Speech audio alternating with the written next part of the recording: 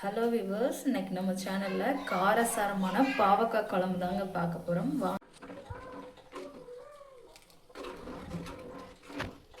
எப்படி செய்யறதுன்னு பார்க்கலாம். அதுக்கு ஒரு வடைச்சட்டியில் நான் 2 ஸ்பூன் எண்ணெய் ஊற்றி வச்சுருக்கேங்க.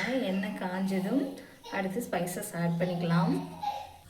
எண்ணெய் காஞ்சிச்சு பாருங்கள். கடுகு உளுந்தம் பருப்பு போட்டுக்கலாம். அடுத்து கொஞ்சம் சீரகம் போட்டுக்கலாங்க. கடுகு லைட்டாக பொரிஞ்சதும் போட்டுக்கலாம். கடுகு வெடிக்குது பாருங்கள். இந்த ஸ்டேஜில் கொஞ்சம் சீரகம் போட்டுக்கலாம். அடுத்து 2 ஸ்பூன் இந்த கடலைப்பருப்பு போட்டுக்கலாங்க. இந்த கடலைப்பருப்பு ஏன் போடுறேன்னா, முத்தின பாவக்காய் இருந்தாலும் கூட கசப்பு தன்மையை குறைச்சி கொடுக்குங்க இந்த தாளிக்கிற பருப்பு. அதனால் இதை நான் ஆட் பண்ணியிருக்கேன். இந்த 2 ஸ்பூன் நீங்களும் ட்ரை பண்ணி பாருங்கள். எதுவும் கசக்காமல் வந்துச்சா என்னன்னு சொல்லுங்கள். செஞ்சு பார்த்துட்டு கமெண்ட் பாக்ஸில். கொஞ்சம் கருவேப்பிலை போட்டுருக்கேன். பாவக்காய் கசப்பாக இருக்கனால யாருக்கும் பிடிக்காதுங்க. அதனால் இந்த தாளிக்கிற பருப்பு போட்டு நீங்கள் ட்ரை பண்ணிங்கன்னா கசப்பு தன்மையை அது குறைச்சி கொடுக்குங்க. டேஸ்ட்டாகவும் இருக்கும். இந்த மெத்தடை நீங்கள் ஒரு டைம் ட்ரை பண்ணி பார்த்துட்டு கமெண்ட் பாக்ஸில் எப்படி இருக்குன்னு சொல்லுங்கள். பாருங்கள், இந்த ஸ்டேஜில் 2 வரமிளகாய் ஆட் பண்ணிக்கலாங்க. வரமிளகாய் முன்னாடியே போட்டு தாளிச்சிட்டோன்னா அது ரொம்ப கரிஞ்சிரும். இந்த ஸ்டேஜில் போட்டிங்கன்னா கரெக்டாக இருக்கும். பாவக்காய் குழம்புக்கு வரமிளகா போட்டால் தாங்க கசப்பு தன்மை கொஞ்சம் தெரியாமல் இருக்கும். இப்போது இந்த பாவக்காய்க்கு தேவையான அளவு உப்பு போட்டுக்கிறேங்க.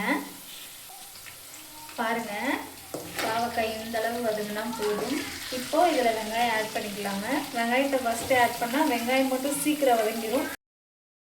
இதோட 4 பூண்டு பல்லு தட்டி போட்டிருக்கீங்க. இந்த பாவக்காய் குழம்பு நான் புளி ஊற்றி வைக்கல. புளிப்பு கம்மியாக தான் சாப்பிட எங்களுக்கு பிடிக்கும். புளிப்பாக சாப்பிட பிடிக்காது. அதனால் நாங்கள் புளி ஊற்றலை.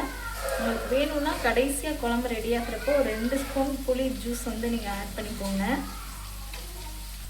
நம்ம போட்டிருக்க வெங்காயம் இந்தளவு வதங்கி வந்ததும் ரஃபாக 2 தக்காளி கட் பண்ணி வச்சுருக்கேன். அதை நான் ஆட் பண்ணிக்கிறேங்க.